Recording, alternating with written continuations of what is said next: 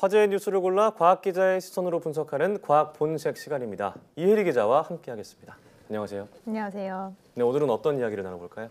네, 저희가 연구개발 성과 참 많이 보도를 해드리죠. 예를 들면 뭐 어떤 신기술이 나왔다, 혹은 뭐 어떤 원리가 밝혀졌다와 같이 주로 이제 국내 연구진이 발표한 이런 성과들을 많이 전해드리는데요. 보도도 마찬가지지만 어떤 연구를 평가하는 데 있어서 가장 쉬운 방법이 성과가 어떤 게 나왔느냐일 텐데요.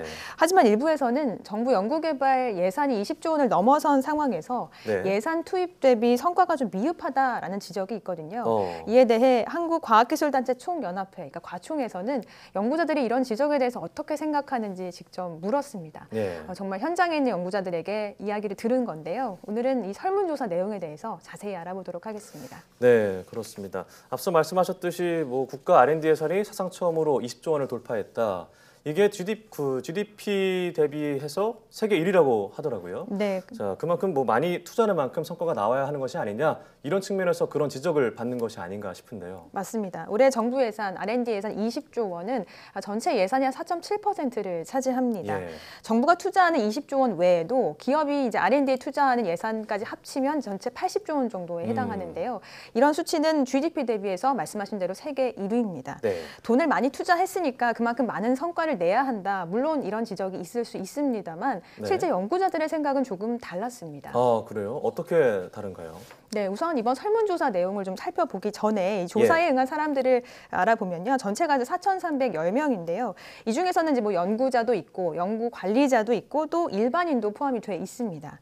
이들 전체에게 연구개발 성과가 미흡하다, 어느 정도냐라고 생각하느냐라고 물었더니 매우 크다가 11.4%로 나타났고요. 또 크다는 39.0%로 가장 높은 비중으로 집계가 됐습니다.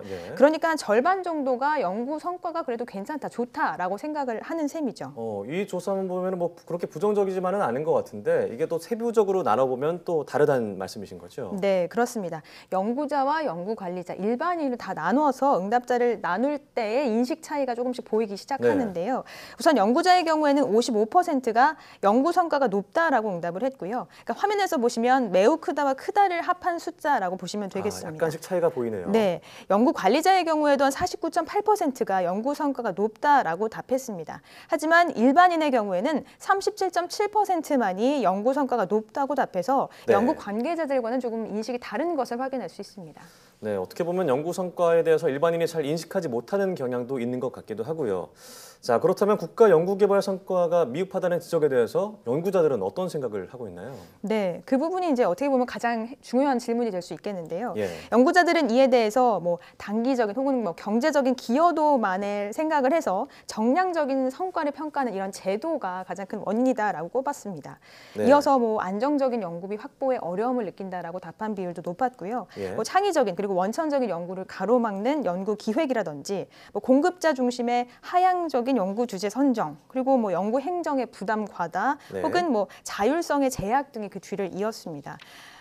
전체적인 내용을 좀 종합을 해보면 연구자들은 장기적이면서도 좀 창의적인 그런 연구, 자율성이 좀 보장된 연구를 하고 싶어 한다라는 것을 확인할 수 있습니다. 특히 이 질문에서는 연구자건, 연구관리자건, 일반인이건 크게 차이를 보이지 않았습니다.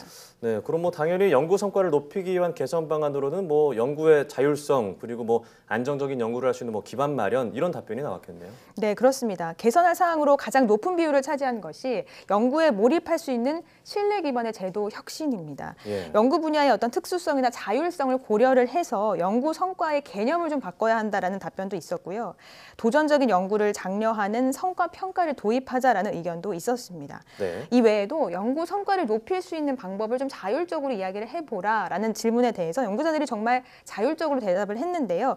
역시나 연구 자율성을 좀 가장 원한다라는 답변이 가장 많았고요. 기초나 어떤 장기 연구에 대한 투자, 그리고 단기 성과 중심의 평가 제도를 개선해야 한다라는 의견도 높았습니다. 이 내용들만 또 다시 살펴봐도 연구자들이 얼마나 좀 자율성이 담보된 연구를 원하는가를 확인할 수 있겠죠. 네, 화면을 보니까 위에 성실 실패 이게 눈에 띄는 것 같아요. 네, 맞습니다. 얼마 전에 이제 문재인 대통령도 대전에 가서 이 성실 실패에 대해서 언급을 했죠. 그러니까 성실한 실패를 인정하고 실패의 경험까지 축적을 하자. 결국에는 뭐 실패를 해도 연구 성과에 있어서는 크게 뭐 문제가 없다, 괜찮다, 이걸 좀 용인해 주자, 뭐 이런 의미를 뜻하는데요. 어찌됐건 너무 이제 성과 위주의 평가를 하는 분위기를 앞으로 이제 어떤 연구개발 정책을 설계하는 과정에서 이런 것들을 좀 지양해야 한다는 점은 앞으로 좀 유념을 해야 될 것 같습니다. 네, 맞습니다. 연구 과정에서 뭐 실패를 했다고 해도 뭐 다 얻을 수 있는 게 있으니까요. 너무 뭐 성과에만 연연하지 않았으면 좋겠다는 생각이 드는데요. 자, 다음 소식은 어떤 소식인가요? 네, 이제 설 연휴가 시작되죠. 네. 설에는 뭐 가족 혹은 지인과 이렇게 선물을 많이 주고받게 되는데요. 네, 그렇죠. 뭐 어린 친구들은 뭐 세뱃돈 받는 거에 대한 어떤 기대감, 설렘이 있을 테고, 뭐 어르신들 보면은 양손 가득 뭐 선물 나눠주는 그런 뭐 문화가 있잖아요. 자, 뭐 너무 과한 선물은 좀 그렇겠지만 그 선물을 나누는 것 자체가 좀 좋은 의미가 있는 것 같아요. 네, 그렇습니다. 그런데 이제 이렇게 선물을 주고받고 나면 이런 포장재를 어떻게 처치를 해야 하나 좀 난감한 경우가 있습니다. 그리고 네. 뭐 과일 선물 같은 경우에는 그 안에 이제 이를 고정해두기 위한 이런 고정재 같은 것들이 있는데 예. 환경의 측면에서는 이런 것들이 썩 좋진 않거든요.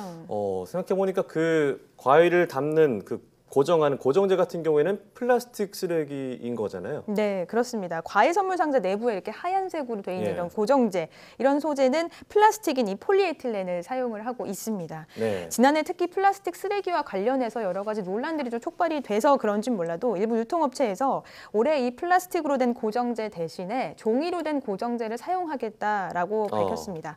단가를 놓고 보면 종이로 된 이 고정재가 기존 어떤 플라스틱 고정재보다는 3배 정도 비싸거든요. 그렇지만 업체 측은 환경을 생각해서 교체하기로 했다라고 설명했습니다. 네, 뭐 최근에 플라스틱 쓰레기 문제는 뭐 워낙 뭐 화두가 되는 문제이기 때문에 당연한 것이라고 생각이 드는데, 자, 그런데 여전히 플라스틱으로 된 어떤 고정재가 많이 쓰이고 있고, 그것뿐만 아니라 선물 포장재가 여러 가지 쓰이고 있는데 분리수거를 어떻게 해야 될까 고민하는 분들 많을 것 같은데요. 어떤 그에 대한 뭐 방법이 있을까요? 네, 저도 뭐 선물 이렇게 집에 들어오고 나면 가장 네. 좀 헷갈리는 것이 부직포로 된 가방이더라고요. 많죠. 이거는 뭐 어떻게 분리수거를 해야 되나, 버려도 되나 이런 생각이 많이 네. 드는데, 이런 부직포나 혹은 보자기 같은 경우에는 분리수거가 안 되기 때문에 뭐 다시 사용을 해서 한 번 더 쓰시거나 네. 혹은 종량제 봉투에 넣어서 버리셔야 합니다. 또 뭐 냉동식품을 선물 받게 되면 그 안에 이제 냉매로 된 젤 형태로 된 냉매제가 들어 있는데요. 젤 형태의 냉매제라고 하면 이건 역시 종량제 봉투에 넣어서 버려야 하고요. 아, 젤 자체도 네, 버리고? 함께 버려야 네. 하고요. 또 물로 만든 얼음팩의 경우에는 물은 그대로 이제 버릴 수 있고, 그 겉에 비닐은 그 팩으로 된 것은 비닐류로 배출해서 버려야 합니다. 예. 또 과일을 이렇게 하나씩 싼 이거를 이제 발포스티렌이라고 하는데요. 이는 스티로폼과 함께 버려야 합니다. 네. 그리고 뭐 많이들 아시겠지만 택배 상자나 스티로폼 상자 겉에 붙어 있는 뭐 송장이나 이런 테이프 같은 것들은 깨끗하게 제거를 해서 분리수거를 하셔야겠습니다. 네, 정말 종류별로 여러 가지 잘 알려주셨는데 올 설에는 이런 분리수거를 잘 하는 그런 습관을, 수칙을 잘 지키면 좋겠습니다. 설 선물 얘기를 하니까 뭔가 벌써 저도 기대가 되는데 긴 설 연휴 잘 보내시고요. 네, 오늘 말씀 고맙습니다.